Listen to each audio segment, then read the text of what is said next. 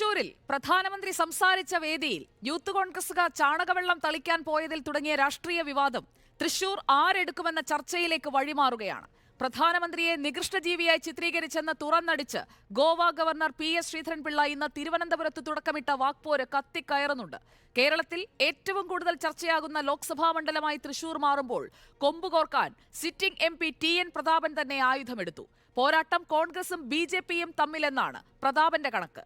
ഇടതുപക്ഷം അപ്രസക്തമെന്ന് പറയാതെ പറഞ്ഞ പ്രതാപനെ BJP സഹായിയാക്കി മന്ത്രി K രാജൻ. ധൈര്യമുണ്ടെങ്കിൽ ചാണകവെള്ളം ഒഴിക്കെന്ന് BJPയെ വെല്ലുവിളിക്കുന്നുമുണ്ട് പ്രതാപൻ.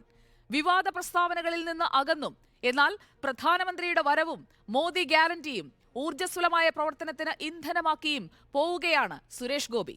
41 മിനിറ്റ് നീണ്ട പ്രസംഗത്തിൽ സുരേഷ് ഗോപിയെ വേദിയിലിരുത്തിയെങ്കിലും പേരു പറയാത്ത മോദി തന്ത്രം കേരള BJPയെ പോലും ഞെട്ടിച്ചിട്ടുണ്ട്. തൃശൂരിങ് എടുക്കാൻ 2019 തോറ്റിട്ടും സുരേഷ് ഗോപി 4 കൊല്ലമായി പയറ്റുമ്പോഴും തെരഞ്ഞെടുപ്പിലെ വോട്ട് കണക്കിലെ 1.25 ലക്ഷത്തിന്റെ അകലം മറികടക്കാൻ കഴിയുമോ എന്നതാണ് പ്രസക്തമായ ചോദ്യം. ജയിച്ചേക്കുമെന്ന പ്രതീതി വന്നാൽ വോട്ട് ഏകീകരിക്കുന്ന പതിവ് തന്ത്രം ഇക്കുറി തൃശൂരിൽ അരങ്ങേറുമോ?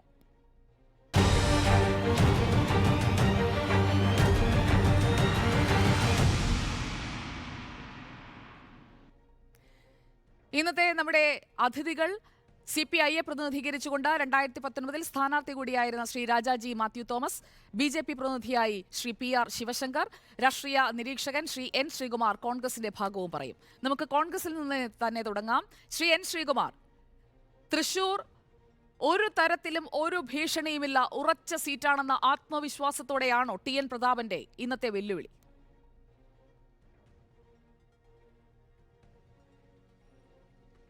TN പ്രതാപൻ്റെ വെല്ലുവിളി എന്ന് പറയുന്നത് അത് അദ്ദേഹത്തിന് നേരെ മറ്റൊരു വെല്ലുവിളി ഉണ്ടായപ്പോഴാണ്. അല്ലാതെ വെല്ലുവിളിക്കുന്ന സ്വഭാവം സാധാരണ പ്രതാപൻ കാണിക്കാറില്ല. ശ്രീ TN പ്രതാപനെ ചാണകവെള്ളം ഒഴിക്കുമെന്ന് BJP നേതാക്കൾ പറഞ്ഞപ്പോൾ അതാണ് അദ്ദേഹം ഒരു വെല്ലുവിളിയായിട്ട് പറഞ്ഞത്. അല്ലാതെ അങ്ങോട്ട് കയറി വെല്ലുവിളിച്ചതല്ല. ഇവിടെ ശ്രീമതി സുജയ, താങ്കൾ നേരത്തെ പറഞ്ഞത് PS ശ്രീധരൻപിള്ളയുടെ പ്രസ്താവന രാഷ്ട്രീയമായി കത്തിക്കയറാൻ പോവുകയാണെന്നാണ്.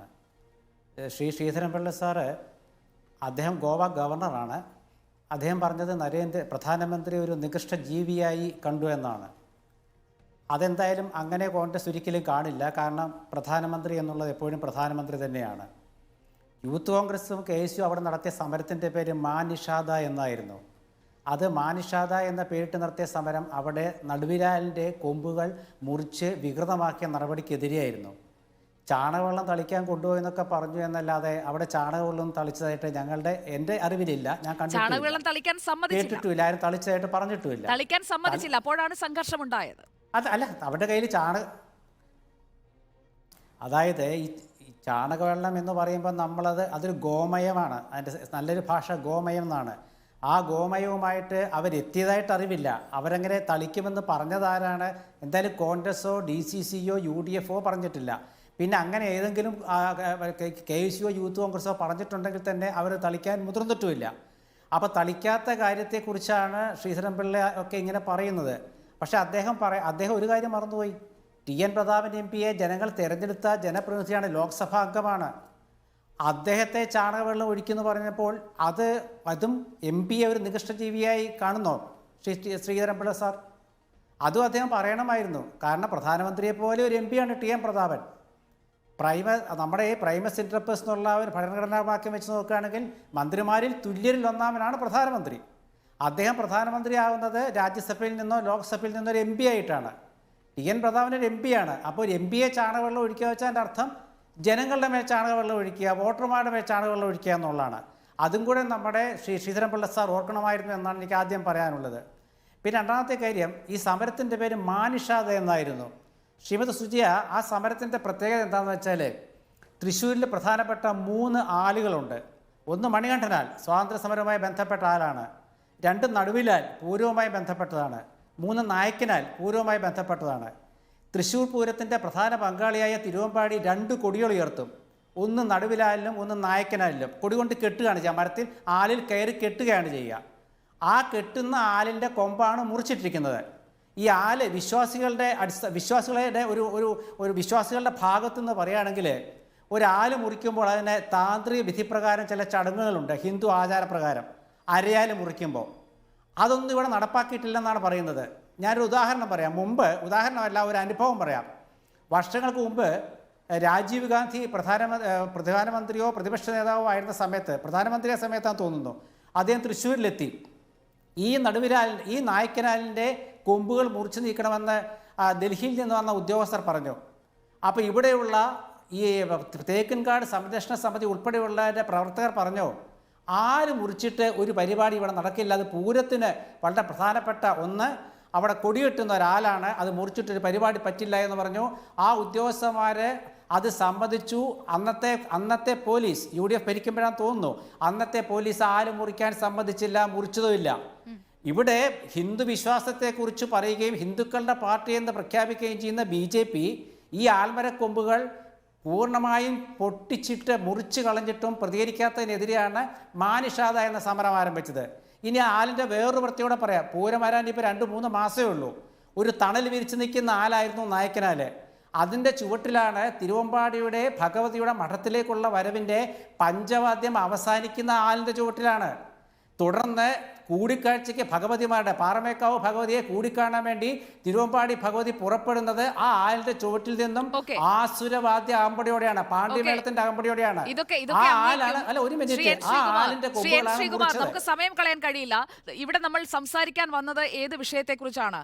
തൃശ്ശൂരിങ് എടുക്കാൻ പോകുന്നത് ആരാണ്? TN പ്രതാപൻ മത്സരം കോൺഗ്രസും BJPയും നേരിട്ടാണ് എന്ന് പറഞ്ഞുകൊണ്ട് ഇടതുപക്ഷത്തെ അങ്ങ് എഴുതി തള്ളുന്നത് മറ്റേതെങ്കിലും രീതിയിലുള്ള ഒത്തുതീർപ്പ് ഫോർമുലയുടെ അടിസ്ഥാനത്തിലാണോ, അതോ ഇടതുപക്ഷത്തിന് ശക്തി ക്ഷയിച്ചത് കൊണ്ടാണോ?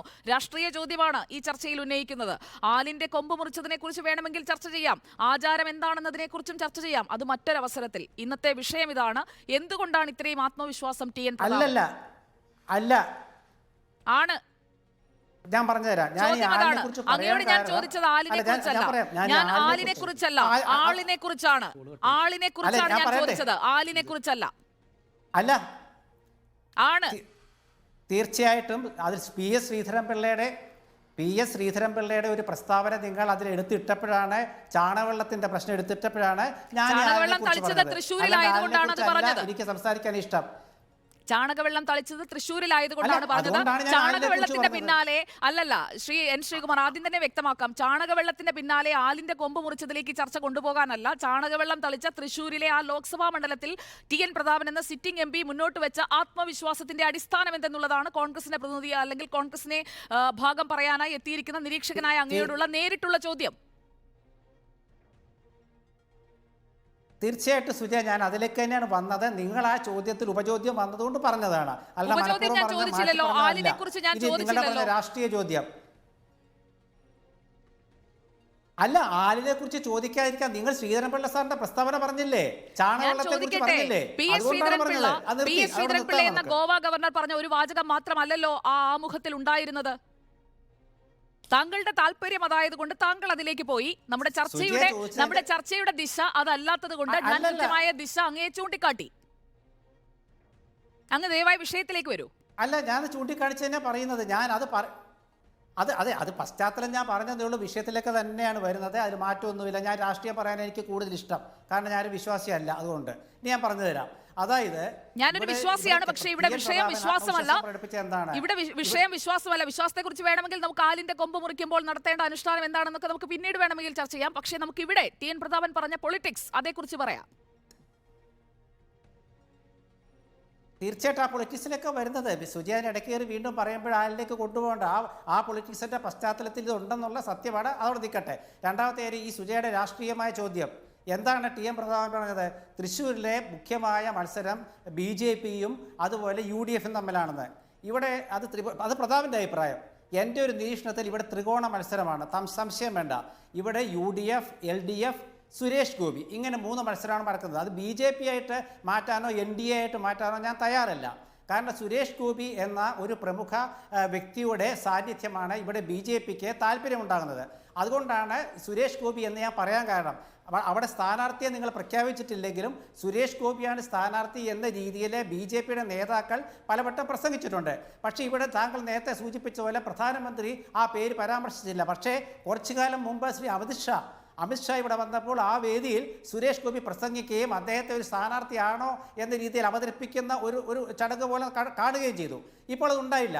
ഇവിടെ മുഖ്യ മത്സരം എന്തായാലും LDF UDF തമ്മിലാണ്, തർക്കം വേണ്ട. പക്ഷേ ത്രികോണ മത്സരമാണ്. ഈ ത്രികോണ മത്സരത്തിൽ ഇവിടെ UDFിൻ്റെ വിജയത്തിൻ്റെ പ്രതാപൻ്റെ ശുഭാപ്തി വിശ്വാസം എന്താണെന്ന് വെച്ചാൽ രണ്ട് കാര്യങ്ങളാണ്. ഒന്ന്, LDF ഗവൺമെൻറ്റിനെതിരായ പൊതുവായ വലിയ വികാരം ഒന്നാമത്തെ കാരണം. രണ്ടാമത്തെ കാരണം BJP ദേശീയ തലത്തിൽ നടത്തുന്ന ചില പ്രസ്താവനകളും അതുപോലെ തന്നെ വിലക്കയറ്റവുമായിട്ടുള്ള പ്രസ്താവനകളും മോദിയുടെ ഗ്യാരണ്ടി എന്ന് പറഞ്ഞുകൊണ്ട് ഇവിടെ പ്രധാനമന്ത്രി നടത്തുന്ന വിശ്വാസയോഗ്യമല്ലാത്ത പ്രസ്താവനകളും. ഇതാണ് പ്രതാപന് ആത്മവിശ്വാസം നൽകുന്ന ഘടകങ്ങൾ. അതിൽ മുഖ്യമായ ഘടകം, എൻ്റെ സുഹൃത്ത് രാജാജി ചർച്ചയിലുണ്ട്, പക്ഷേ മുഖ്യമായ ഘടകം LDF ഗവൺമെൻറ്റിൻ്റെ ജനവിരുദ്ധ നടപടികൾ മാത്രമല്ല, CPMൻ്റെ നയവ്യതിയാനം, അതുപോലെ തന്നെ ജനങ്ങളുടെ കാര്യത്തിൽ ഇടപെടാൻ മടിച്ചുകൊണ്ട് നിൽക്കുന്ന എന്നാൽ ജനങ്ങളെ പൂർണ്ണമായും അകറ്റി നിർത്തുന്ന ഒരു ഭരണത്തിനെതിരായ വികാരം. ലോക്സഭാ തെരഞ്ഞെടുപ്പിൽ കേരള ഭരണം ചർച്ചാ വിഷയമാവില്ലെങ്കിൽ പോലും ആ വികാരം ഉൾക്കൊണ്ടുകൊണ്ട് ഒരു കേന്ദ്ര വിരുദ്ധ മനോഭാവത്താൽ ജനങ്ങൾ വോട്ട് ചെയ്യും. അതാണ് പ്രതാപൻ്റെ ശുഭാപ്തി വിശ്വാസത്തിൻ്റെ ഒരു കാരണം. രണ്ടാമത്തെ കാരണം, ഈ പ്രതാപൻ ഇവിടെ MP ആയ ശേഷം തൃശ്ശൂരിൽ അദ്ദേഹം നടത്തിയതായിട്ടുള്ള ചില വികസന പ്രവർത്തനങ്ങൾ അത് ഞാൻ വിസ്തരിക്കുന്നില്ല, കാരണം അത് MP വരേണ്ട കാര്യങ്ങൾ ഞാൻ വിസ്തരിക്കുന്നില്ല. മൂന്നാമത്തെ കാര്യം, തൃശ്ശൂരിലെ കോൺഗ്രസ് കഴിഞ്ഞ കുറേ കാലങ്ങളായിട്ട് നിർജ്ജീവമായി കിടന്നിരുന്ന കോൺഗ്രസ് അതിനുശേഷം ഇപ്പോൾ 1-1.5 വർഷമായിട്ട് വളരെ ചലിച്ചുകൊണ്ടിരിക്കുന്ന ഒരു പ്രസ്ഥാനമായി മാറിയതും, അതുമാത്രമല്ല CPMനെതിരെ ഇവിടുത്തെ ജനങ്ങൾക്കുണ്ടായിട്ടുള്ള കരുവന്നൂർ സംഭവത്തിനെ തുടർന്നുള്ള അവരോടുള്ള അരിശവും, കരുവന്നൂർ ബാങ്ക് കൊള്ളയുമായി ബന്ധപ്പെട്ട് CPM നിലപാടുകളുള്ള അരിശവും എല്ലാം ഇവിടെ പ്രതാപന് അനുകൂലമായ ഘടകങ്ങളാണ്. പിന്നെ ക്രിസ്ത്യൻ സമുദായം, തൃശ്ശൂരിൽ ക്രിസ്ത്യൻ സമുദായത്തിന് സാന്നിധ്യം കൂടുതലുള്ള സ്ഥലമാണ്, ഹിന്ദുക്കളുടെ സാന്നിധ്യം കൂടുതലുള്ള സ്ഥലമാണ്. പക്ഷേ മണിപ്പൂർ വിഷയത്തിൽ കേന്ദ്ര ഗവൺമെൻറ്റിൻ്റെ സമീപനം, പ്രധാനമന്ത്രിയുടെ സമീപനം, ഇതെല്ലാം ഇവിടുത്തെ UDFന് അനുകൂലമായ ഘടകങ്ങളാണ്. പ്രധാനമന്ത്രി തൃശ്ശൂരിൽ വന്നപ്പോൾ സാധാരണ അദ്ദേഹം മുൻപ് പ്രസംഗിക്കാറുള്ളത് ഇവിടുത്തെ മതസാഹോദര്യത്തെക്കുറിച്ചും ക്രൈസ്തവ സഭ നൽകിയ സംഭാവനകളെക്കുറിച്ചുമാണ്. അതൊന്നും ഇത്തവണ പ്രധാനമന്ത്രി പറഞ്ഞില്ല. പകരം അദ്ദേഹം 10-15 തവണ ഗ്യാരണ്ടി എന്ന് പറയുക ചെയ്തത്. ഈ ഗ്യാരണ്ടി എന്ന് പറഞ്ഞാൽ അത് 6 മാസത്തേക്കുള്ള ഗ്യാരണ്ടിയാണോ, ഒരു വർഷത്തേക്കുള്ള ഗ്യാരണ്ടിയാണോ എന്നൊക്കെ വേറെ വിഷയങ്ങളാണ്, അത് ചർച്ച ചെയ്യാം നമുക്ക്. അപ്പോൾ ഈ ഒരു കാര്യം, സാമുദായിക കാര്യം, രാഷ്ട്രീയ കാര്യം, ഗവൺമെൻറ് വിരുദ്ധ കാര്യം, CPMൻ്റെ കരുവന്നൂർ ബാങ്കുമായി ബന്ധപ്പെട്ട CPMൻ്റെ കാര്യം, ഇത്രയും കാര്യങ്ങൾ വളരെ ശുഭാപ്തി വിശ്വാസം UDF സ്ഥാനാർത്ഥിക്ക് നൽകുന്നെങ്കിൽ അത് സാധാരണ ഏതൊരു വോട്ടറുടെയും മനസ്സിൽ വരുന്ന കാര്യമാണ്. പിന്നെ ഇവിടെ മത്സരിക്കാൻ പോകുന്ന ആള് CPM ആവില്ല, CPI ആണ്. CPI ആണെങ്കിൽ തന്നെ CPIയുടെ നിലപാടുകൾ അവർ ഗവൺമെൻറ്റിൻ്റെ ഭാഗമായി നിന്നുകൊണ്ട് ഒരു തിരുത്ത ശക്തിയായി നിൽക്കാതെ അച്യുതമേനോൻ്റെ ജില്ലയിൽ CPMന് ഏറ്റവും ഇപ്പോഴും CPM ശത്രുതാ മനോഭാവത്തോടെ കാണുന്ന ഒരു നേതൃവൈഭവമായ അച്യുതമേനോൻ്റെ ജില്ലയിൽ CPMന് വഴങ്ങിക്കൊടുക്കുന്ന CPIയുടെ സമീപനത്തോടെ ആ പാർട്ടിയിലും ജനങ്ങൾക്കിടയിലും ഉണ്ടായിട്ടുള്ള ഒരു അസ്വസ്ഥത അതും ഇതിൽ പ്രകടമാകും എന്ന കാര്യത്തിൽ യാതൊരു സംശയമില്ല. ഓക്കെ, ശ്രീ PR ശിവശങ്കർ, വളരെ ദീർഘമായി തന്നെ ശ്രീ N ശ്രീകുമാർ എന്താണ് തൃശ്ശൂരിൽ സംഭവിച്ചത് എന്നതിനെക്കുറിച്ച്, ആലിൻ്റെ ശിഖരം മുറിച്ചതിനെക്കുറിച്ചൊക്കെ അദ്ദേഹം ആദ്യഘട്ടത്തിൽ പ്രതിപാദിച്ചെങ്കിലും ഞാൻ അതിലേക്ക് വീണ്ടും പോകുന്നില്ല. ഇവിടുത്തെ വിഷയം TN പ്രതാപൻ എന്ന തൃശ്ശൂരിൻ്റെ സിറ്റിംഗ് MP പറയുന്നു ഇത്തവണ മത്സരം നേർക്കുനേറാണ്, കോൺഗ്രസ് വേഴ്സസ് BJP ആണ് ഇത്തവണ തൃശ്ശൂരിൽ നടക്കാൻ പോകുന്നതെന്ന്. 2019 3-ാം സ്ഥാനത്തുള്ള BJPയുമായാണ് മത്സരം. 2-ാം സ്ഥാനത്തെത്തിയ ഇടതുപക്ഷത്തോട് CPIയോട് മത്സരമില്ല എന്ന് പറയുന്നതിന് പിന്നിലെ തന്ത്രം എന്താണ്?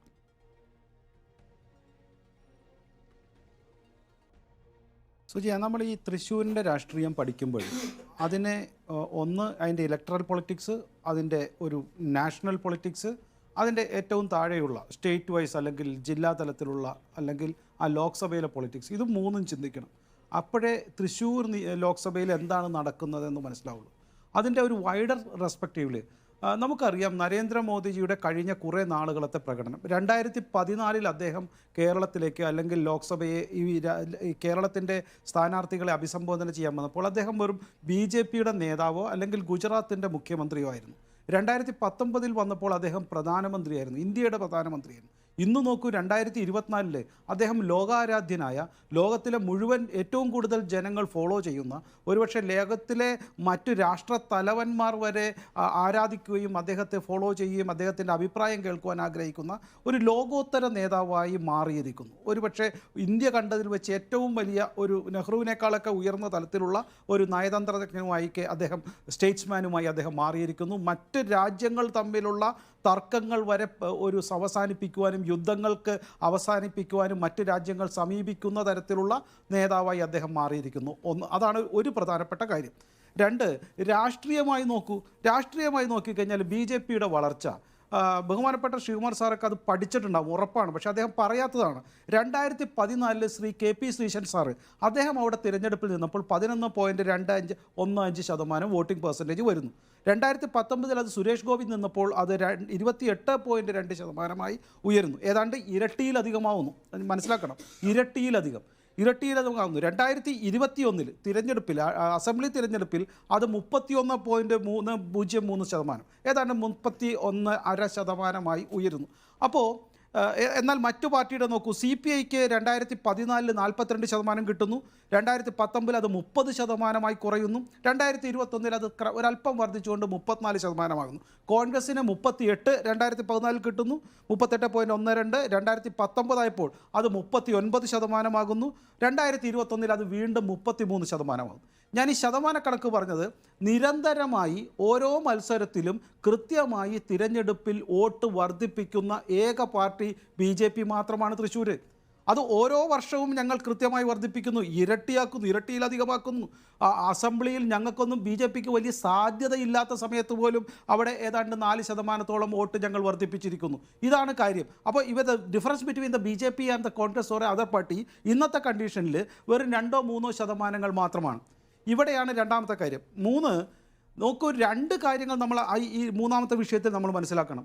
തിരഞ്ഞെടുപ്പ് കഴിഞ്ഞതിന് ശേഷം ഇവിടുത്തെ തൃശ്ശൂർ ലോക്സഭാ മണ്ഡലത്തിൽ അവിടെ വിജയിച്ച പ്രതാപനും അവിടെ തോറ്റുപോയ സുരേഷ് ഗോപിയും തമ്മിലുള്ള അന്തരം, ജനങ്ങളുമായിട്ടുള്ള സമ്പർക്കം, അവിടെ വികസന പ്രവർത്തനങ്ങളിൽ നടക്കുന്നതിലുള്ള അദ്ദേഹത്തിൻ്റെ തീരുമാനങ്ങളും ഇടപെടലുകളും അടക്കം എത്രയോ കാര്യങ്ങൾക്ക് തൃശ്ശൂരിൻ്റെ യഥാർത്ഥ MP ആയി ഇപ്പോഴും പ്രവർത്തിക്കുന്നത് ശ്രീ സുരേഷ് ഗോപി സാറാണ്.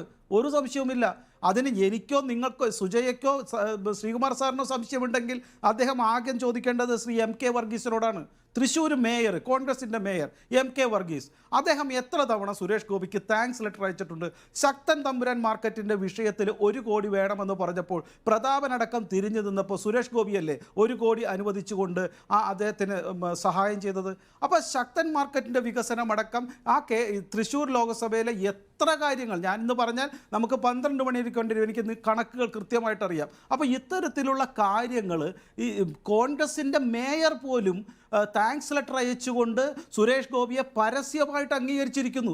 ശ്രീ MK വർഗീസിൻ്റെ വോട്ട് ആർക്കായിരിക്കുമെന്ന് സംശയമുണ്ടോ? അപ്പോൾ തൃശ്ശൂരിൻ്റെ വികസനം അത് നടപ്പിലാക്കണമെങ്കിൽ ആരാണ് വേണ്ടത് എന്ന് കോൺഗ്രസ്സുകാരനോടോ കടുത്ത കമ്മ്യൂണിസ്റ്റുകാരനോടോ ചോദിച്ചാൽ പോലും അത് സുരേഷ് ഗോപിയാണ് എന്ന് പറയുമെന്നുള്ള കാര്യത്തിൽ യാതൊരു തർക്കവുമില്ല. അതുകൊണ്ട് തന്നെ തൃശ്ശൂരിൻ്റെ സ്ഥാനാർത്ഥി എന്നുള്ളതിൽ ജനകീയ സ്ഥാനാർത്ഥി, ഒരു കടുത്ത കമ്മ്യൂണിസ്റ്റുകാരനോ കോൺഗ്രസ്സുകാരനോ മറ്റ് നിവൃത്തിയില്ലെങ്കിൽ വോട്ട് ചെയ്തിട്ടുണ്ടാവാം. പക്ഷേ സ്വതന്ത്ര ചിന്താഗതിയുള്ള തൃശ്ശൂരിൽ വികസനം ആണെന്ന് ആഗ്രഹിക്കുന്ന സാധാരണക്കാരനായ പാവപ്പെട്ട ഒരു വ്യക്തി തൃശ്ശൂരിൽ വോട്ട് സുരേഷ് ഗോപിക്കേ ചെയ്യുള്ളൂ, സംശയമില്ല. 3, ഞാൻ ഏറ്റവും പ്രധാനപ്പെട്ട മറ്റൊരു കാര്യം വെക്കാം. അപ്പോൾ നമുക്കറിയാമല്ലോ, ഈ രാജ്യത്തിൻ്റെ തിരഞ്ഞെടുപ്പിൽ ഒരു ജനറൽ അസംബ്ലിയിൽ ജനങ്ങൾ വോട്ട് ചെയ്യുന്ന പാറ്റേൺ വ്യത്യാസമുണ്ടാവും. അത് അസംബ്ലി വോട്ടെടുപ്പിൻ്റെ പാറ്റേൺ ആയിരിക്കില്ല എപ്പോഴും ജനറൽ ഇലക്ഷൻ, ലോക്സഭാ ഇലക്ഷനിൽ. ലോക്സഭയിലേക്ക് കഴിഞ്ഞ തവണ രാഹുൽ ഗാന്ധി പ്രധാനമന്ത്രിയാകും എന്നുള്ള ഒരു വ്യംഗ്യതേന വയനാടിൽ മത്സരിച്ചപ്പോഴാണല്ലോ ഇവിടെ കോൺഗ്രസ്സിന് ഒരു ഫേവറായിട്ടുള്ള ഒരു തരംഗമുണ്ടായത്. ഏതായാലും ഇത്തവണ തരംഗമുണ്ട്, അല്ലെങ്കിൽ രാഹുൽ ഗാന്ധി പ്രധാനമന്ത്രിയാകുമെന്ന് രാഹുൽ ഗാന്ധി പോലും വിശ്വസിക്കുന്നില്ല. ഇപ്പോൾ ഒരുപക്ഷെ വയനാട് തന്നെ മത്സരിക്കുമെന്ന് സംശയം. അപ്പോൾ കേന്ദ്രത്തിൽ എന്തായാലും BJP സർക്കാർ, നരേന്ദ്രമോദി തിരിച്ചു വരുമെന്ന് ഉറപ്പായ സ്ഥിതിക്ക് ആ മണ്ഡലത്തിൽ ജീവിക്കുന്ന ഒരാൾ അവിടെ ഒരു മന്ത്രിസ്ഥാനം കിട്ടുന്ന, കേന്ദ്രമന്ത്രിസഭയിൽ വളരെ പ്രമുഖ സ്ഥാനം ക്യാബിനറ്റ് മന്ത്രിനെ കിട്ടുന്ന ഉറപ്പുള്ള ഒരാൾ അവിടെ മത്സരിക്കുമ്പോൾ അദ്ദേഹത്തിനായിരിക്കുമോ പ്രായേണ ഒരു അവിടുത്തെ ഒരു സാധാരണക്കാരൻ, ഒരു പ്രാക്ടിക്കൽ വോട്ടർ അയാൾ എങ്ങനെയായിരിക്കും വോട്ട് ചെയ്യുന്നത്? ഉറപ്പായിട്ടും ക്യാബിനറ്റ് മിനിസ്റ്ററായിട്ടുള്ള ഒരാൾക്കായിരിക്കും സാധ്യത. ഇനി ഒരു തർക്കത്തിന് വേണ്ടിയിട്ട് കോൺഗ്രസ് എങ്ങാനും അബദ്ധത്തിൽ രാജ്യത്തിൻ്റെ ഗതികെട്ട സമയത്ത് അധികാരത്തിൽ വന്നു കഴിഞ്ഞാൽ പോലും ഒരുപക്ഷെ ശ്രീ പ്രതാപൻ മന്ത്രിയാവുന്ന പ്രതാപൻ പോലും ആഗ്രഹിക്കേണ്ടാവില്ല. അപ്പോൾ പ്രാക്ടിക്കലി നോക്കിയാലും പൊളിറ്റിക്കലി നോക്കിയാലും മറ്റുള്ള രീതിയിലുള്ള സാമാന്യനെ നോക്കിയാലും സുരേഷ് ഗോപിയാണ് തൃശ്ശൂരിൻ്റെ ഒരു ജനസമ്മതനായ ഒരു നാച്ചുറൽ ചോയ്സ്. ഒരു സംശയവുമില്ല. അത് സാമാന്യ ബുദ്ധിയുള്ള ആൾക്കാർക്ക് മനസ്സിലാകും. ഒരു സംശയവും വേണ്ട. കേരളത്തിലെ ജനങ്ങൾക്ക് തന്നെ, തൃശ്ശൂരിൻ്റെ അല്ല, ഇൻഫാക്റ്റ് കേരളത്തിലെ ജനങ്ങൾക്ക് തന്നെ ഒരു വികസനത്തിൻ്റെ പാത മുന്നോട്ട് കൊണ്ടുപോകാനായിട്ട് തൃശ്ശൂരിൻ്റെ ജനങ്ങൾ മുന്നോട്ട് വരുമെന്നുള്ള കാര്യത്തിൽ ഒരു തർക്കവുമില്ല. അതിന് തൃശ്ശൂർ ഒരു കേരളത്തിലെ ജനങ്ങളുടെ, അത് അവിടെ ഇപ്പം നമ്മൾ പറയണ്ടല്ലോ സാംസ്കാരിക തലസ്ഥാനം എന്ന് പറയുന്നത് പോലെ, നാളെ വികസനത്തിൻ്റെ തലസ്ഥാനമാകുവാൻ പോവുകയാണ് തൃശ്ശൂർ.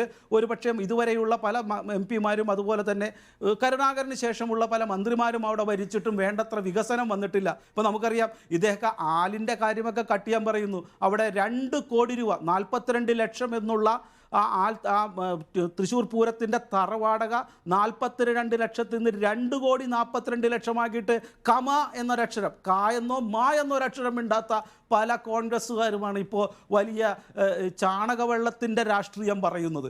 അപ്പോൾ എവിടെയാണ് തൃശ്ശൂരിനെ തകർക്കേണ്ടത് എന്ന് മാത്രം ഉദ്ദേശിച്ചുകൊണ്ട് സ്വന്തം കീശ വീർപ്പിച്ച്, പ്രത്യേകിച്ച് പ്രതാപനെ പോലുള്ള ആൾക്കാർക്കെതിരെയുള്ള ആരോപണം മത തീവ്രവാദികളുടെ പോലും വോട്ട് മേടിച്ചുകൊണ്ട്, അല്ലെങ്കിൽ അവരുടെ ചില പരിപാടികളിൽ പങ്കെടുത്തുകൊണ്ട്, നിരോധിച്ച സംഘടനയുടെയൊക്കെ ഭാഗമായിക്കൊണ്ട് അവർക്ക് വേണ്ടി ശബ്ദമുയർത്തുന്ന ശ്രീ പ്രതാപനെ, ആ പ്രതാപകാലം ഏതായാലും കഴിഞ്ഞു. തൃശ്ശൂർകാർക്ക് മനസ്സിലായി എന്നുള്ള കാര്യത്തിൽ യാതൊരു തർക്കവുമില്ല. ഇതാണ് തൃശ്ശൂരിൻ്റെ പൊളിറ്റിക്സ്, ഇതാണ് തൃശ്ശൂരിൻ്റെ ഹൃദയം, ഇതാണ് തൃശ്ശൂരുകാർ പ്രതീക്ഷിക്കുന്നത്, ഇതാണ് തൃശ്ശൂരിൻ്റെ നാളത്തെ ചരിത്രം എന്നുള്ള കാര്യത്തിൽ യാതൊരു തർക്കവുമില്ല. ആത്മവിശ്വാസം നല്ലതാണ്. ശ്രീ PR ശിവശങ്കർ ആഗ്രഹിക്കുന്നത് പോലെ നടക്കുമെന്ന് ആഗ്രഹിക്കുന്നതിൽ ഒരു തെറ്റും ഞാൻ കാണുന്നുമില്ല. നമുക്കൊരു ചെറിയ ഇടവേള വേണം. പക്ഷേ അതിനൊപ്പം തന്നെ ഒരു കാര്യം പറയാം. ജയിക്കാൻ ചാൻസ് ഉണ്ട് എന്ന് തോന്നുന്ന ഘട്ടത്തിലൊക്കെ എതിർ സ്ഥാനാർത്ഥിക്ക് വോട്ട് ഏകീകരിക്കുന്ന ഒരു പ്രവണത മറ്റിടങ്ങളിലൊക്കെ കണ്ടത്, അത് തൃശ്ശൂരിലും ഉണ്ടാകുമെന്നുള്ള ഒരു സൂചന അവിടെ കിടപ്പില്ലേ എന്നതുകൂടി ആലോചിക്കുന്നത് നന്നാകും. നമുക്ക് ശ്രീ രാജാജി മാത്യു തോമസിലേക്കും പോകണം ഇടവേളയ്ക്ക് ശേഷം. Welcome back to the debate. Shri Rajaji Mathew Thomas, അങ്ങയുടെ അടുത്തേക്ക് വാഹനം എത്താൻ അല്ലെങ്കിൽ അങ്ങയുടെ അടുത്തേക്ക് ക്യാമറ എത്താൻ വൈകിയിട്ടുണ്ട്, ക്ഷമിക്കുക ദയവായി. നമുക്ക് ടെലിഫോണിൽ കൂടി ഈ സംഭാഷണം, ഈ ചർച്ചയിൽ തുടരാമെന്ന് കരുതുന്നു, അത് തയ്യാറാകുന്നതുവരെ. ഇവിടെ ഇപ്പോൾ ശ്രീ PR ശിവശങ്കറും അതോടൊപ്പം ശ്രീ N ശ്രീകുമാറും സൂചിപ്പിച്ച കാര്യങ്ങളിൽ ഒരിടത്തും അവർ കൃത്യമായി CPI-യുടെ മണ്ഡലത്തിലെ സാന്നിധ്യത്തെക്കുറിച്ച്, സ്വാധീനത്തെക്കുറിച്ച് വിശദമായൊന്നും പറഞ്ഞു പോയില്ല. പക്ഷേ കഴിഞ്ഞ തവണ സുരേഷ് ഗോപിയുടെ വലിയ പടപ്പുറപ്പാടുണ്ടായിട്ടും 2ാം സ്ഥാനത്തെത്തിയത് താങ്കളാണ്, CPI ആണ്, ഇടതുപക്ഷമാണ്. 1,21,000-ഓളം വോട്ടിന്റെ അകലമുണ്ട് LDF-ഉം BJP-യും തമ്മിൽ. അത് മറികടക്കുക, തൃശ്ശൂർ പിടിക്കുക, അതൊക്കെ അത്ര എളുപ്പമാണോ BJP-ക്ക്? BJP-ക്ക് അത് എളുപ്പമാണോ എന്ന് ചോദിച്ചു കഴിഞ്ഞാൽ അവരുടെ വിഷ്ഫുൾ തിങ്കിങ് ആണ്. തെരഞ്ഞെടുപ്പിൽ വിജയിക്കാൻ കഴിയും, മോഡി തൃശ്ശൂരിൽ വന്ന് റോഡ് ഷോ നടത്തിയത് കൊണ്ടും ഒരു സാമ്പിൾ വെടിക്കെട്ടൊക്കെ നടത്തിയത് കൊണ്ടും വിജയിക്കാൻ കഴിയുമെന്നും, അതുപോലെ തന്നെ ഭാവിയിൽ സുരേഷ് ഗോപി കേന്ദ്രമന്ത്രിയാകുമെന്നും അദ്ദേഹം തൃശ്ശൂരിനെ വികസനത്തിന്റെ തലസ്ഥാന നഗരിയാക്കുമെന്നും ഒക്കെ പറയുന്നത് ഒരു വിഷ്ഫുൾ തിങ്കിങ് മാത്രമാണ്. അത് അവരുടെ ആത്മനിഷ്ഠമായ താല്പര്യം മാത്രമാണ്. പ്രശ്നം എന്താണെന്ന് വെച്ച് കഴിഞ്ഞാൽ ആ യാഥാർത്ഥ്യങ്ങൾ നിങ്ങൾ തിരിച്ചറിയണം. അതായത് ഇതുവരെ നടന്നിട്ടുള്ള 17 ലോക്സഭാ തെരഞ്ഞെടുപ്പുകളിൽ 10 ലോക്സഭാ തെരഞ്ഞെടുപ്പുകളിൽ വിജയിച്ചിട്ടുള്ളത് CPI ആണ്.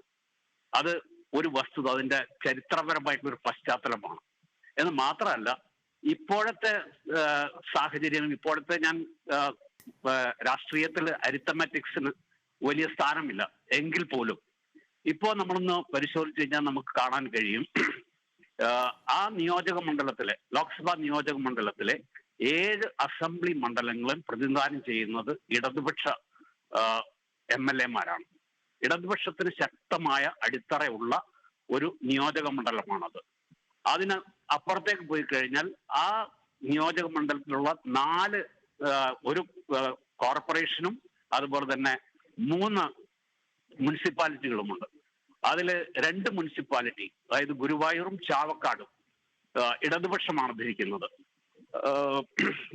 ഇരിങ്ങാലക്കുടയിൽ മാത്രമാണ് കോൺഗ്രസിന് ഉള്ളത്. 45 പഞ്ചായത്തുകളുണ്ട്. 45 പഞ്ചായത്തുകളിൽ മഹാഭൂരിപക്ഷവും ഇടതുപക്ഷം ഭരിക്കുന്ന പഞ്ചായത്തുകളാണ്.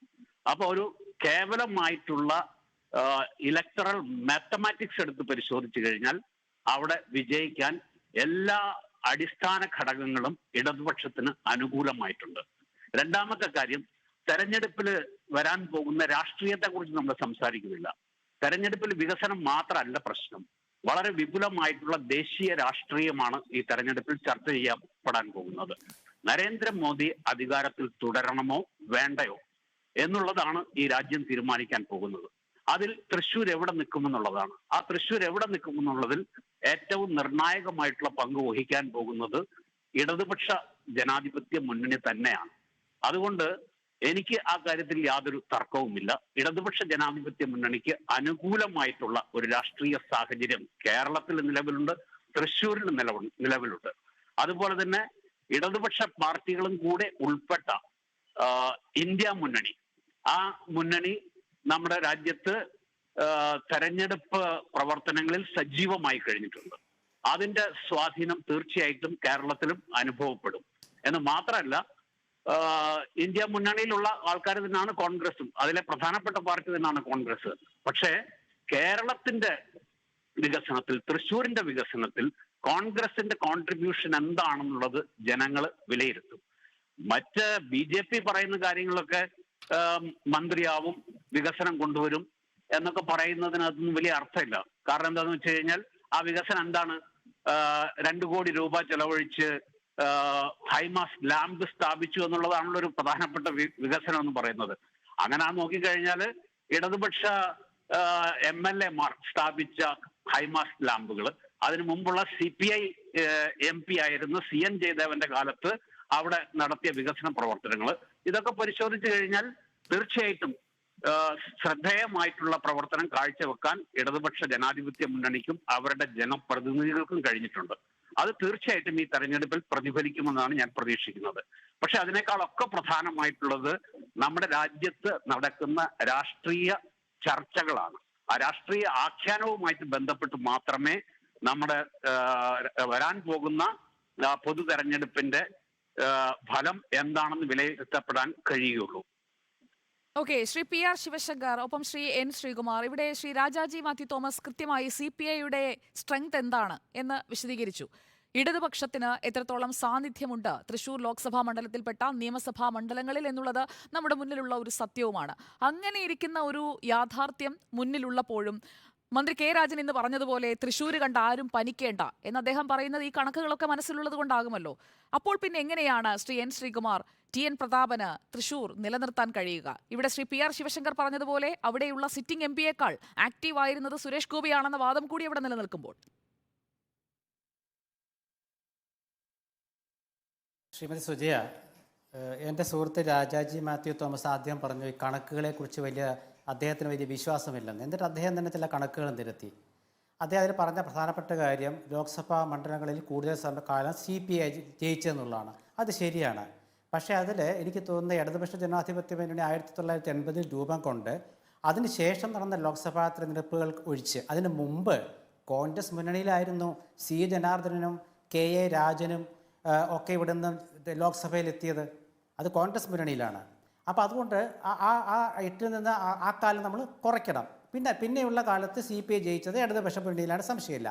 പിന്നെ തൃശ്ശൂർ തൃശ്ശൂർ കോർപ്പറേഷനിൽ ഭരണകക്ഷിക്ക് ഭൂരിപക്ഷം ഇല്ല സുജയ, LDFന് ഭൂരിപക്ഷം ഇല്ല. നേരത്തെ ശ്രീ ശിവശങ്കരൻ പറഞ്ഞു അവിടെ കോൺഗ്രസ് മേയറാണെന്നല്ല. കോൺഗ്രസ്സുകാരനായ സ്വതന്ത്രനായി ജയിച്ച MK വർഗീസിനെ കോൺഗ്രസ് അവർ മേയറാക്കി, LDFകാർ മേയറാക്കി. അതാണ് സംഭവം. അവിടെ വോട്ടിനിട്ടാൽ ഭരണപക്ഷം പരാജയപ്പെടും. കാരണം BJPയും കോൺഗ്രസും പ്രതിപക്ഷത്ത് അവരാണ് കൂടുതൽ ശക്തി, ഭരണപക്ഷം ന്യൂനപക്ഷമാണ് ഇവിടെ. പിന്നെ തൃശ്ശൂർ അസംബ്ലി മണ്ഡലത്തിൽ LDF സ്ഥാനാർത്ഥി കഴിഞ്ഞ ടേമിൽ ജയിച്ചത് നിസ്സാര വോട്ടുകൾക്കാണ്, 1000 വോട്ടുകൾക്കാണ് ജയിച്ചത്. അപ്പോൾ ഇതൊന്നും അവർക്കൊരു ശക്തിയുടെ കാര്യത്തിലൊന്നും അതൊക്കെ തെറ്റാണ്. പിന്നെ ഈ നമ്മുടെ ഈ പുതുപ്പള്ളി മണ്ഡലത്തിലെ ഒട്ടുമിക്ക പഞ്ചായത്തുകളും ഭരിച്ചത് CPM ആണ്. പക്ഷേ ഇലക്ഷൻ വന്നപ്പോൾ എന്ത് സംഭവിച്ചു നമ്മൾ കണ്ടത്. അപ്പം രാജാജി ആദ്യം പറഞ്ഞതിലാണ് ഞാൻ വിശ്വസിക്കുന്നത്, കാരണം കണക്കിൽ വലിയ കാര്യമില്ല. പിന്നെ വേറൊരു കാര്യമുള്ളത്, എന്തുകൊണ്ടാണ് ഇവിടെ UDF ജയിക്കുമെന്ന് ആത്മവിശ്വാസം എന്ന് വെച്ചാൽ സിറ്റിംഗ് MP ആയ പ്രതാപനാണ് സ്ഥാനാർത്ഥി എന്ന് UDF പ്രഖ്യാപിച്ചിട്ടില്ലെങ്കിലും അവർ അനൗപചാരികമായി പ്രഖ്യാപിച്ച് കഴിഞ്ഞു, പ്രതാപനാണ് സ്ഥാനാർത്ഥി. പക്ഷേ BJPയുടെ സ്ഥാനാർത്ഥി സുരേഷ് ഗോപി മന്ത്രിയാവെന്ന് പറയുമ്പോൾ അദ്ദേഹത്തെ സ്ഥാനാർത്ഥിയായിട്ട് ഇവർ പറയുന്നില്ല. എന്തുകൊണ്ട് അത് പറയുന്നില്ല? സുരേഷ് ഗോപി മന്ത്രിയാവണമെങ്കിൽ ജയിക്കണമല്ലോ, സ്ഥാനാർത്ഥിയാവണം, ജയിക്കണം. ആദ്യം സ്ഥാനാർത്ഥി ആരാണെന്ന് പറയൂ മിസ്റ്റർ ശിവശങ്കരൻ. അദ്ദേഹത്തെ പ്രഖ്യാപിക്കാൻ എന്താണ് മടി നിങ്ങൾക്ക്? കൽക്കട്ടയിലുള്ള ഈ സിനിമയുമായി ബന്ധപ്പെട്ട, ഞാൻ എൻ്റെ പേര് മറന്നുപോയി, അതിൻ്റെ ആ സ്ഥാപനത്തിൻ്റെ അധികാരിയായിട്ട് സുരേഷ് ഗോപിയെ നിയമിച്ചപ്പോൾ അത് ഏറ്റെടുക്കണോ വേണ്ടേ എന്നുള്ള തർക്കം വന്ന് ഒരുപാട് ചർച്ച ചെയ്യപ്പെട്ടു. നമ്മൾ അങ്ങനെ കൽക്കത്തയ്ക്ക് പറഞ്ഞു വിടാൻ ശ്രമിച്ച സുരേഷ് ഗോപിയെ തൃശ്ശൂരിൽ സ്ഥാനാർത്ഥിയാണോ എന്ന സംശയം ഇവിടെ ഉയരുകയാണ്. ഇത്തവണ പ്രധാനമന്ത്രിയാണെങ്കിൽ അദ്ദേഹത്തെക്കുറിച്ച് പേര് പറഞ്ഞില്ലെന്ന് മാത്രമല്ല, പേര് പറയേണ്ട, കാരണം പ്രധാനമന്ത്രി അങ്ങനെ ഔദ്യോഗികമായിട്ട് പ്രഖ്യാപിക്കാതെ പേര് പറയില്ല. പക്ഷേ അദ്ദേഹം പ്രസംഗിച്ചില്ല. അപ്പോൾ പറഞ്ഞു അത് മഹിളാ വേദി ആയിക്കോട്ടെ, കുഴപ്പമില്ല. പക്ഷേ സ്ഥാനാർത്ഥിയാണെങ്കിൽ അങ്ങനെ ഒരു ഇതൊക്കെ ഉണ്ടല്ലോ, അതൊക്കെയാണല്ലോ ഒരു ഷോ എന്ന് പറയുന്നത്. ഈ ഷോ എന്ന് പറയുമ്പോൾ നമ്മൾ അത് ഇതിലും പെടില്ല, ഇത് അതിൽ പെടണമല്ലോ. പിന്നെ ഒരു കാര്യം എന്താ വെച്ചാൽ, നമ്മുടെ സാധാരണ രീതിയിൽ ഈ മറ്റേ നമ്മുടെ ഈ പൂരത്തിൻ്റെ തറ വാടകയെക്കുറിച്ച് കോൺഗ്രസ് എവിടെ പോയെന്ന് ചോദിച്ചു ശിവശങ്കരൻ. അദ്ദേഹം എനിക്ക് തോന്നുന്നത് അദ്ദേഹത്തിൻ്റെ ആ വാർത്തകൾ ശ്രദ്ധിക്കാത്തതുകൊണ്ടായിരിക്കാം. ഇവിടെ കോൺഗ്രസിൻ്റെ TM പ്രതാപനും DCC പ്രസിഡന്റ് ജോസ് വെള്ളൂരും ഒരു രാപകൽ കൊച്ചി ദേവസ്വം ബോർഡിന് മുമ്പിൽ ഉപവാസം കിടന്നു. ഉപവാസമല്ല, സത്യാഗ്രഹം കിടന്നു. അത് വാർത്തയായി. അത് അദ്ദേഹം മറന്നുപോയതായിരിക്കാം. ഇവിടെ ഇക്കാര്യത്തിൽ മുന്നോട്ട് വന്നത് മുഴുവൻ കോൺഗ്രസും UDFുമാണ്. അതെല്ലാവർക്കും അറിയുന്ന കാര്യമാണ്. അതാണ് ഈ പൂരത്തിൻ്റെ കാര്യത്തിൽ BJP പിന്നാക്കം പോയി എന്ന ചർച്ച വരാൻ കാരണം അതുകൊണ്ടാണ്. ഇനി മറ്റൊരു കാര്യം എന്താണ്, ഇവിടെ ലോക്സഭാ മണ്ഡലം, ഇത് കോൺഗ്രസ് ലോക്സഭാ മണ്ഡലമാണ് എന്ന് പറയാൻ കാരണം, കഴിഞ്ഞ മറ്റേ PC ചാക്കോ ആണെങ്കിലും AC ജോസ് ആണെങ്കിലും അതുപോലെ TN പ്രതാപനാണെങ്കിലും ഒക്കെ ഇവിടെ ജയിച്ചു വന്ന മണ്ഡലമാണ്. പിന്നെ LDFിൻ്റെ മണ്ഡലവും. ഞാൻ നേരത്തെ അതാ പറഞ്ഞത്, മത്സരം LDF UDF തമ്മിലാണ്. BJP എന്ന് പറയുന്നത് സുരേഷ് ഗോപി ആണെങ്കിൽ ആ സ്ഥാനാർത്ഥിയുടെ മികവ് കൊണ്ട് ഒരു മത്സരം കാഴ്ചവെക്കാൻ പറ്റുന്ന ഞാൻ പറഞ്ഞത്. അത് BJP അല്ല. ശ്രീ ശിവശങ്കരൻ തെറ്റിദ്ധരിക്കേണ്ട. NDA മുന്നണിയല്ല. ഇവിടെ പ്രധാനമന്ത്രി ശ്രീ നരേന്ദ്രമോദി വന്ന് പറഞ്ഞത് മോദിയുടെ ഗ്യാരണ്ടിയാണ്, BJPയുടെ ഗ്യാരണ്ടി അല്ല, NDAയുടെ ഗ്യാരണ്ടി അല്ല, BJP സ്ഥാനാർത്ഥിയുടെ ഗ്യാരണ്ടി അല്ല. ഓൺലി മോദി മത്സരിക്കുന്നത് ഇവിടെ അല്ലല്ലോ. ഇവിടെ ആദ്യം സ്ഥാനാർത്ഥി ആരാണെന്ന് BJP സ്ഥാനാർത്ഥിയാണോ? ശ്രീകുമാർ, അക്കാര്യത്തിൽ ഒരു വ്യക്തത വരുത്തി തന്നെ നമുക്ക് മുന്നോട്ട് പോകാം. ശ്രീ PR ശിവശങ്കർ, തൃശ്ശൂരിൽ പ്രത്യേകിച്ച് ഒരു സ്ഥാനാർത്ഥിയെ പ്രഖ്യാപിച്ചിട്ടില്ല എങ്കിലും കഴിഞ്ഞ തവണ മത്സരിച്ച സുരേഷ് ഗോപി തന്നെ ആയിരിക്കുമെന്ന മട്ടിലുള്ള ചുവരെഴുത്തടക്കം അവിടെ കണ്ടിരുന്നു. അപ്പോൾ ഈ ചുവരെഴുത്തുകൾ കണ്ടപ്പോൾ MT രമേശ് നിങ്ങളുടെ നേതാവിനോട് മാധ്യമങ്ങൾ അക്കാര്യത്തെക്കുറിച്ച് ചോദിക്കുന്നു. അപ്പോൾ പറയുന്നു ആളുകളുടെ ആഗ്രഹമാണ്, ജനവികാരമാണ്, ചതിക്കില്ല എന്ന് ഉറപ്പാണെന്നുള്ള ചുവരെഴുത്താണ് തൃശ്ശൂരിൽ പലയിടങ്ങളിൽ പ്രത്യക്ഷപ്പെട്ടിരിക്കുന്നത്. നരേന്ദ്രമോദി വരുന്നതിന് മുൻപ് തന്നെ ആ ചുവരെഴുത്തുകൾ പ്രത്യക്ഷപ്പെടുകയാണ്. സുരേഷ് ഗോപിയെ അനുഗ്രഹിക്കാൻ മോദി എത്തിയെന്ന് K സുരേന്ദ്രൻ പറയുന്നു. സുരേഷ് ഗോപി തോറ്റിട്ടും തൃശ്ശൂരിനായി പ്രവർത്തിച്ചു എന്നും പറയുന്നു. അതോടൊപ്പം തന്നെ ശോഭാ സുരേന്ദ്രൻ പ്രസംഗത്തിൽ സുരേഷ് ഗോപി ജയിച്ചാൽ കേന്ദ്രമന്ത്രിയാണ് എന്ന മഹിളാ സമ്മേളന വേദിയിൽ തന്നെ നരേന്ദ്രമോദി എത്തുന്നതിന് മുൻപാണ് അത് പറയുന്നുമുണ്ട്. അപ്പോൾ അപ്രഖ്യാപിതം എന്ന് പറയാൻ കഴിയുമോ? സുരേഷ് ഗോപിയാണ് സ്ഥാനാർത്ഥി എന്ന് ഉറപ്പിച്ചുള്ള ഒരു പ്രവർത്തനം തന്നെയല്ലേ BJP നടത്തിക്കൊണ്ടിരിക്കുന്നത്. അപ്പോൾ BJP ആണോ മത്സരിക്കുന്നത്? നരേന്ദ്രമോദി എന്തുകൊണ്ട് മോദിയുടെ ഗ്യാരണ്ടി എന്ന് പറയുന്നു? അങ്ങനെ ചില കാര്യങ്ങൾ പല തവണ പറഞ്ഞു പോകുന്നുണ്ട് പ്രതിപക്ഷ നിര, പ്രത്യേകിച്ചും കോൺഗ്രസിന്റെയും CPIMന്റെയും ഒക്കെ നേതാക്കൾ. അതിനുള്ള മറുപടി എന്താണ്? സുജിയ, ഇതിനെയും ഞാൻ 3 ഘട്ടമായിട്ട് തിരിക്കുന്നു. ഒന്ന്, അദ്ദേഹം അല്ലെങ്കിൽ ഇടയ്ക്കിടയ്ക്ക് മറ്റു രാഷ്ട്രീയ നേതാക്കൾ പറയുന്ന മോദി ഗ്യാരണ്ടി എന്നുള്ളത്. പിന്നെ പ്രൈം മിനിസ്റ്റർ അഡ്രസ്സിങ് ദ തൃശ്ശൂരോ അല്ലെങ്കിൽ ഈ പറയുന്ന സംസ്ഥാനത്ത് എവിടെയായാലും അദ്ദേഹം സംസാരിക്കുന്നത് മുന്നിലിരിക്കുന്ന 2 ലക്ഷം ജനങ്ങളോടോ അല്ലെങ്കിൽ മലയാളികളോടല്ല. അദ്ദേഹത്തിൻ്റെ ആ പ്രസംഗം രാജ്യമെമ്പാടും, ഒരുപക്ഷെ ലോകമെമ്പാടും പല മാധ്യമങ്ങൾ ട്രാൻസ്ലേഷൻ അടക്കം ഇംഗ്ലീഷിലും ഹിന്ദിയിലും അടക്കം രാജ്യമെമ്പാടും കൃത്യമായി ഓൺലൈനിൽ ലൈവായിട്ട് പോകുന്നു. അപ്പോൾ അദ്ദേഹം പ്രസംഗിക്കുന്നത് രാജ്യത്തിനോടാണ്. പ്രധാനമന്ത്രിയുടെ ഒരു പക്ഷത്തെ ഒരു തിരഞ്ഞെടുപ്പ് റാലി എന്ന് വിശ്വസിപ്പിക്കാവുന്ന ഒരു തിരഞ്ഞെടുപ്പ് റാലി. So he's not addressing the front line or 2 lakh വനിതകളോട് മാത്രമല്ല. അത് തുടക്കത്തിൽ ആ കാര്യങ്ങൾ പറയുന്നുണ്ട്. പക്ഷേ എങ്കിൽ പോലും നമ്മൾ മനസ്സിലാക്കേണ്ടത് പ്രധാനമന്ത്രി അല്ലെങ്കിൽ ഒരുപക്ഷെ പ്രതിപക്ഷ നേതാവും പറയുമ്പോൾ അങ്ങനെ ആയിരിക്കാം. 1. 2, രാഷ്ട്രീയ അന്ധതയില്ലാത്ത ആർക്കും മനസ്സിലാവും അവിടെ സുരേഷ് ഗോപിക്ക് കിട്ടിയ ഒരു പ്രൈം അട്രാക്ഷൻ അല്ലെങ്കിൽ അദ്ദേഹത്തിന് കിട്ടിയ ഒരു പ്രൈം മിനിസ്റ്ററുടെ കയ്യിൽ നിന്ന് കിട്ടിയ ഒരു സന്ദേശം എന്താണ്. അത് വീഡിയോയിലൊക്കെ ചില വീഡിയോ നമ്മൾ കണ്ടിരുന്നു. അദ്ദേഹം വണ്ടിയിലേക്ക് കയറുന്നതിന് മുമ്പ് എങ്ങനെയാണ് ശ്രീ സുരേഷ് ഗോപിയെ വന്ന് കൈ കൊടുത്തതും അദ്ദേഹത്തിനെ തോളിൽ തട്ടി വിളിക്കുന്നതും. പിന്നെ ആ റോഡ് ഷോയിൽ ഒന്നും കണ്ടില്ല എന്ന് നമ്മുടെ ബഹുമാനപ്പെട്ട കോൺഗ്രസിൻ്റെ നേതാവ് പറയുന്നു. പക്ഷേ ആ റോഡ് ഷോയിൽ ശ്രീ സുരേന്ദ്രനും അതുപോലെ തന്നെ അഡ്വക്കേറ്റ് നിവേദിത മഹിളാ മോർച്ചയുടെ സംസ്ഥാന പ്രസിഡന്റും കഴിഞ്ഞാൽ എന്തിനാണ് സുരേഷ് ഗോപിയെ നിർത്തിയത്? പ്രൈം മിനിസ്റ്റർക്ക് ഒരു പുറകിലെ ആൾ നിന്നോട്ടെ എന്ന് വെച്ചിട്ടോ. സെക്യൂരിറ്റിക്കാരുടെ ഒപ്പം അല്ലെങ്കിൽ പ്രൈം മിനിസ്റ്ററുടെ ഒപ്പം ഏറ്റവും നന്നായി കാണുന്ന രീതിയിൽ ആ മഹാനായ നേതാവിനെ, ആ മഹാനായ കലാകാരനെ നിർത്തുമ്പോൾ അദ്ദേഹം പറയാതെ പറയുന്നത് ദിസ് ഈസ് മൈ കാൻഡിഡേറ്റ് എന്ന് തന്നെയാണ്. ഒരു സംശയവുമില്ല. അത് കണ്ടവർക്കെല്ലാം മനസ്സിലാക്കും. രാഷ്ട്രീയ തിമിരം വെച്ച ചില കണ്ണടകളിൽ നോക്കുമ്പോൾ അത് മനസ്സിലാവും. പക്ഷേ ജനങ്ങൾക്ക് മനസ്സിലായി, കേരളത്തിലെ ജനങ്ങൾക്ക് കൃത്യമായിട്ട് മനസ്സിലായി ആ റോഡ് ഷോയിലൂടെയും ആ പരിപാടിയിലൂടെയും സുരേഷ് ഗോപിക്ക് നരേന്ദ്രമോദി നൽകുന്ന ഇമ്പോർട്ടൻസ് എന്താണ് ജനങ്ങൾക്ക് നൽകിയ സന്ദേശമെന്ന് മനസ്സിലായി എന്നുള്ള കാര്യത്തിൽ യാതൊരു തർക്കവുമില്ല. ഞാനത് അവിടെ നിർത്തുന്നു. മൂന്നാമത്തെ കാര്യം, രാജാജിയൊക്കെ പറയണ്ടല്ലോ ഈ കാര്യത്തിലുള്ള പൊളിറ്റിക്കൽ ഒരു ടേൺ ഓവറിനെ കുറിച്ച്. ഒന്ന് മനസ്സിലാക്കേണ്ടത്, ഈ CPIയുടെ അസ്തിത്വത്തെ തന്നെ ചോദ്യം ചെയ്യുകയല്ലേ. സത്യത്തിൽ CPIക്ക് ഇനി എത്ര നാൾ ഇടതുപക്ഷ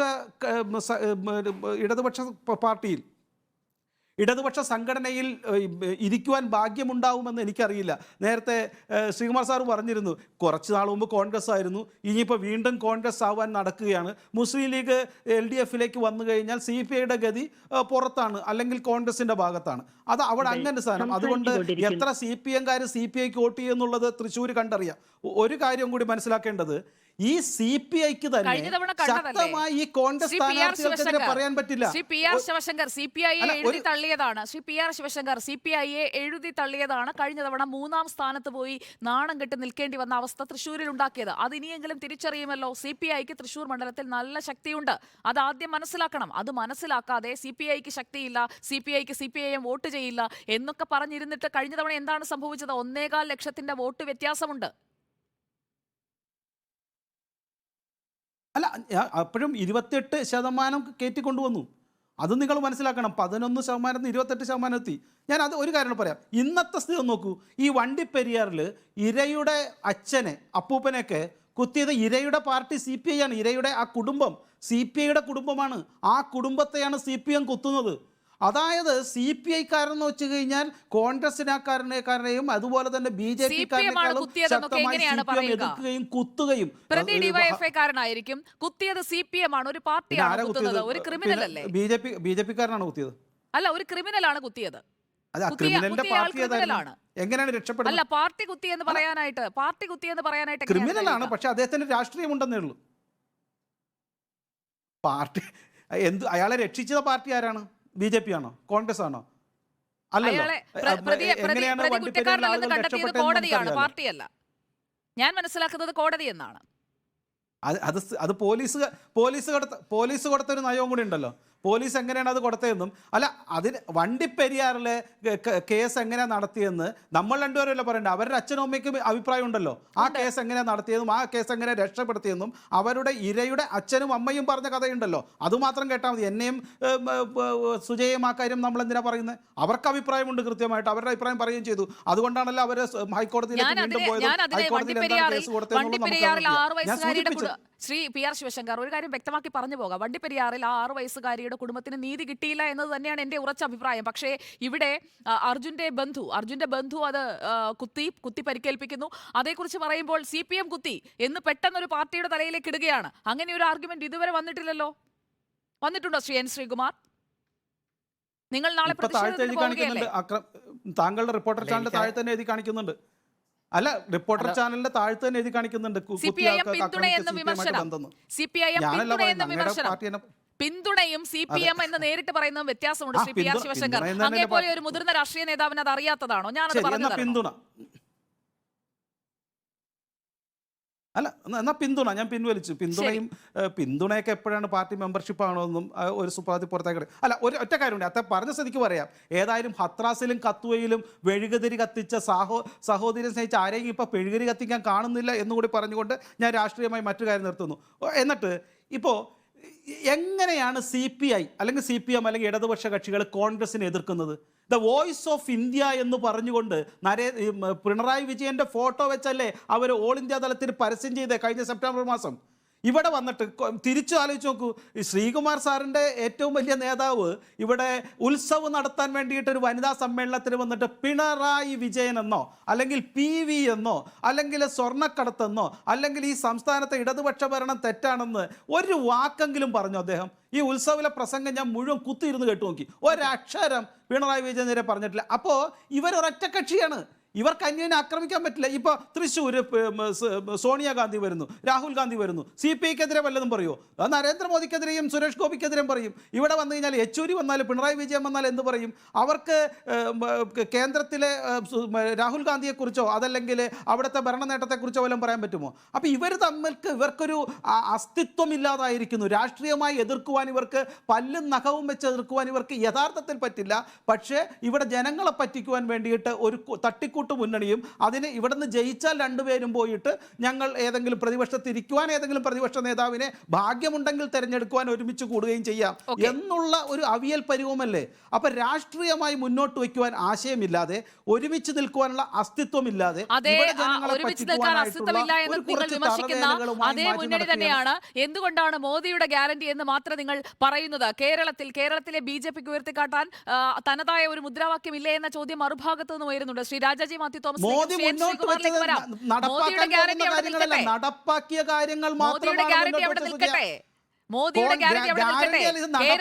കാര്യമല്ല പറഞ്ഞത്. ഞങ്ങൾ നടപ്പാക്കാൻ പോകുന്ന കാര്യമല്ല പറഞ്ഞത്, ഞങ്ങൾ നടപ്പിലാക്കിയ കാര്യങ്ങളല്ലേ പറഞ്ഞേ. അത് മുദ്രാ ലോണിന്റെ കാര്യത്തിലായാലും അതുപോലെ തന്നെ മറ്റുള്ള ശുചിമുറിയുടെ കാര്യത്തിലായാലും ഗ്യാസ് കണക്ഷന്റെ കാര്യത്തിലായാലും കുടിവെള്ളത്തിന്റെ കാര്യത്തിലായാലും മോദി ഗ്യാരണ്ടി എന്ന് പറഞ്ഞത് നടപ്പിലാക്കിയ കാര്യങ്ങളാണ്. അല്ലാണ്ട് ഞങ്ങൾ നടപ്പിലാക്കുമെന്ന് പറഞ്ഞ ന്യായ് പദ്ധതി പോലത്തെ തട്ടിപ്പ് പദ്ധതിയല്ല. ഓക്കെ, നടപ്പാക്കിയ പദ്ധതികളെ കുറിച്ച് പറയുന്നത് മോദി ഗ്യാരണ്ടി എന്നാണ്. BJPയുടെ ഗ്യാരണ്ടി കേരളത്തിൽ എന്താണ് എന്ന് തിരിച്ചു ചോദിക്കുമ്പോൾ അതിന് മറുപടി വേണം. തിരികെ എത്താം ഇടവേളയ്ക്ക് ശേഷം. Welcome back to the debate. Shri Rajaji Mathew Thomas, Thrissur Lok Sabha മണ്ഡലത്തിൽ കേരളത്തിലെ മറ്റ് 19 ലോക്സഭാ മണ്ഡലങ്ങളിലും ഇല്ലാത്തതുപോലെയുള്ള ഒരു ഇവന്റ്ഫുൾ സിറ്റുവേഷൻ ഉണ്ട്. അതായത് എപ്പോഴും ഹാപ്പനിങ്സ് അല്ലെങ്കിൽ വിവാദങ്ങൾ, സംഭവ വികാസങ്ങൾ തുടർച്ചയായി നമ്മൾ കണ്ടുകൊണ്ടിരിക്കുകയാണ്. നരേന്ദ്രമോദിയുടെ വരവായാലും ചാണകവെള്ളം തളിക്കലായാലും പരസ്പരമുള്ള സംഘർഷമായാലും അങ്ങനെ ഒരു പ്രോഗ്രസിംഗ് സീരീസ് ഓഫ് ഇവന്റ്സ് അത് തൃശൂർ ലോക്സഭാ മണ്ഡലത്തിൽ മാത്രമാണ് നമ്മൾ കാണുന്നത്. BJPക്ക് 6 A ക്ലാസ് മണ്ഡലങ്ങളിൽ 1 മാത്രമായിരുന്ന തൃശൂരിന് ഇപ്പോൾ ഇത്രയും പ്രാധാന്യം, ഒരു തരത്തിൽ പറഞ്ഞാൽ ഒരു അമിത പ്രാധാന്യത്തിലേക്ക് അവർ കൊണ്ടുപോകുന്നത് കൃത്യമായി ചില കാര്യങ്ങൾ പദ്ധതിയിട്ടാവില്ലേ?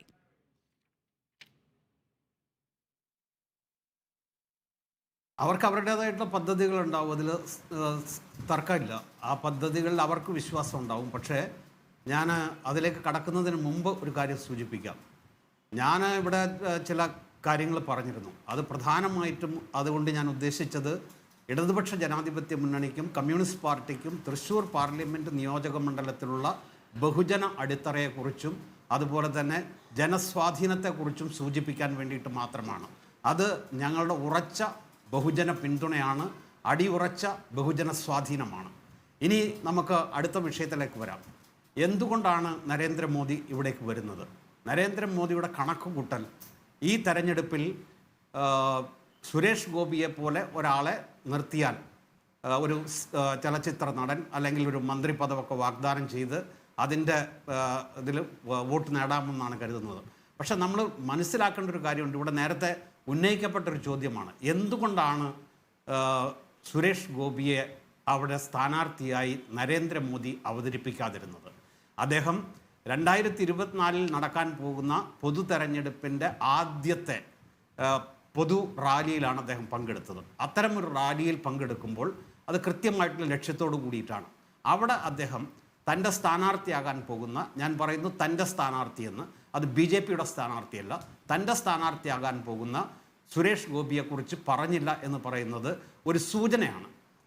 ഈ രാജ്യത്തെ എല്ലാ നിയോജക മണ്ഡലങ്ങളും സ്ഥാനാർത്ഥി നരേന്ദ്രമോദി മാത്രമാണ്.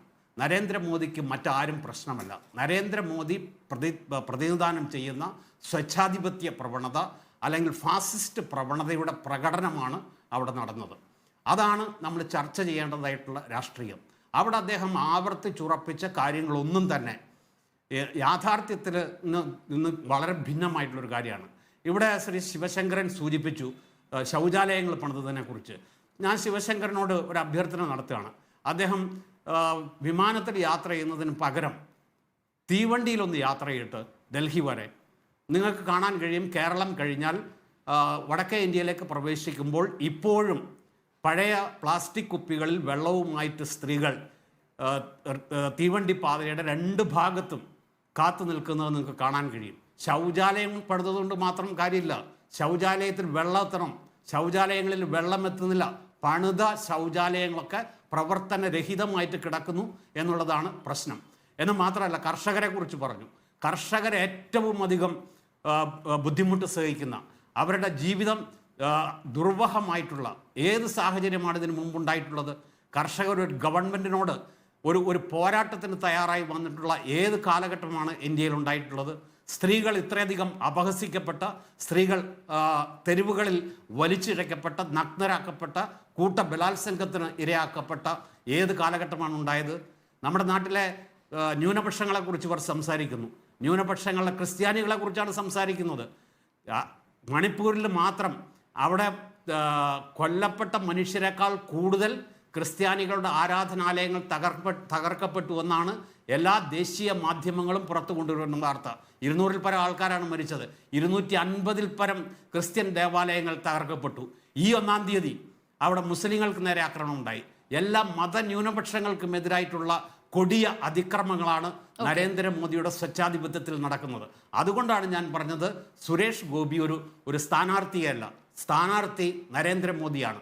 ആ നരേന്ദ്രമോദിയെ പരാജയപ്പെടുത്തുന്നതിന് വേണ്ടി നമ്മുടെ രാജ്യത്ത് എല്ലാ ജനാധിപത്യ മതേതര ശക്തികളും പുരോഗമന ശക്തികളും ഒരുമിച്ച് നിൽക്കാൻ തീരുമാനിച്ചിട്ടുണ്ട്. അതിൻ്റെ പ്രതിഫലനം ഈ തെരഞ്ഞെടുപ്പിലുണ്ടാവും. കേരളത്തെ സംബന്ധിച്ചിടത്തോളം പറയുമ്പോൾ അതൊന്ന് ചോദിച്ചോട്ടെ, അവസാനിപ്പിക്കാറായതുകൊണ്ടാണ്. ശ്രീ രാജാജി മാത്യു തോമസ്, അവസാനിപ്പിക്കുന്നതിന് മുമ്പ് താങ്കൾക്കാണ് ഏറ്റവും കുറവ് സമയം ഈ ചർച്ചയിൽ അനുവദിച്ചതെന്ന് എനിക്കറിയാം. അതിൽ ഞങ്ങളുടെ ഭാഗത്തു നിന്നുള്ള മിസ്റ്റേക്കുമുണ്ട്. അതുകൊണ്ട് മറ്റ് 2 പാനലിസ്റ്റുകൾ ക്ഷമിക്കുക. അവസാനം 1 മിനിറ്റ് ശ്രീ രാജാജി മാത്യു തോമസിനാണ്. അതായത്, ഇവിടെ നരേന്ദ്രമോദിയാണ് സ്ഥാനാർത്ഥിയെങ്കിൽ മറുഭാഗത്ത് ഇന്ത്യ മുന്നണിയിൽ മത്സരിക്കുമ്പോൾ എങ്ങനെ വേണമെന്നതിനെ കുറിച്ചൊക്കെ CPIക്ക് കൃത്യമായ നിലപാടുണ്ടല്ലോ. അതുകൂടി ചേർത്തുകൊണ്ടാണോ TN പ്രതാപൻ പറഞ്ഞത് കോൺഗ്രസും BJPയും തമ്മിലാണ് തൃശ്ശൂരിൽ മത്സരമെന്ന്? അത് പ്രതാപന് നന്നായിട്ട് അറിയാവുന്ന വസ്തുതകളാണ്. പ്രതാപൻ തൻ്റെ സ്ഥാനാർത്ഥിത്വം ഉറപ്പിക്കാനും വിജയിക്കാനും വേണ്ടിയിട്ടുള്ള ശ്രമത്തിലാണ്. ഇന്ത്യ മുന്നണിയെക്കുറിച്ചാണ് എനിക്ക് പറയാനുള്ളത്.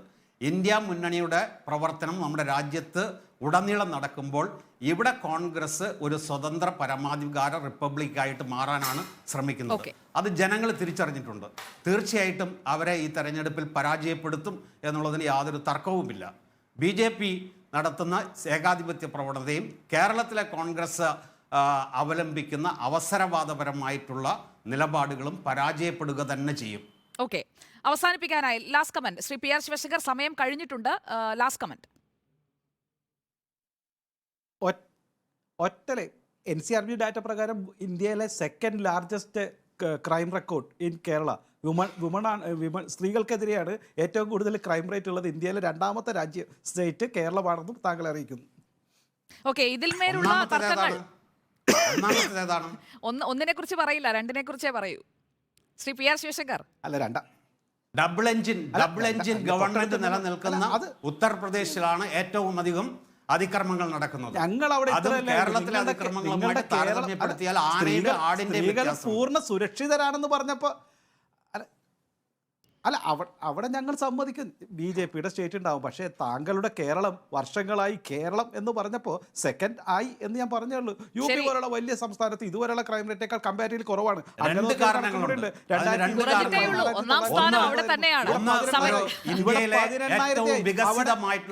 അല്ല, 1ാം സ്ഥാനമാണ്. പക്ഷെ അവിടെ 3% കൂടിയിട്ടില്ല. ഇന്ത്യയിലെ ഏറ്റവും വികസിതമായിട്ടുള്ള ഒരു ജനാധിപത്യ സമൂഹം എന്നുള്ള നിലയ്ക്ക് കേസുകൾ റെക്കോർഡ് ചെയ്യുന്നതിൽ രജിസ്റ്റർ ചെയ്യുന്നതിൽ 1ാം സ്ഥാനത്താണ്. നമുക്ക് അതേക്കുറിച്ച് ക്രൈം റേറ്റിനെ കുറിച്ച് നമുക്ക് മറ്റൊരു അവസരത്തിൽ സംസാരിക്കാം. ശ്രീ രാജാജി, ശ്രീ PR ശിവശങ്കർ, സമയം അവസാനിക്കുകയാണ്. നമുക്ക് ക്രൈം റേറ്റിനെ കുറിച്ചൊക്കെ വിശദമായി ചർച്ച ചെയ്യാം. തെരഞ്ഞെടുപ്പല്ലേ വരുന്നത്, ഇനിയുമുണ്ട് വിഷയങ്ങൾ. വീണ്ടും കണ്ടുമുട്ടാം. ചർച്ചയിൽ പങ്കെടുത്തതിന് 3 പേർക്കും വളരെയധികം നന്ദി.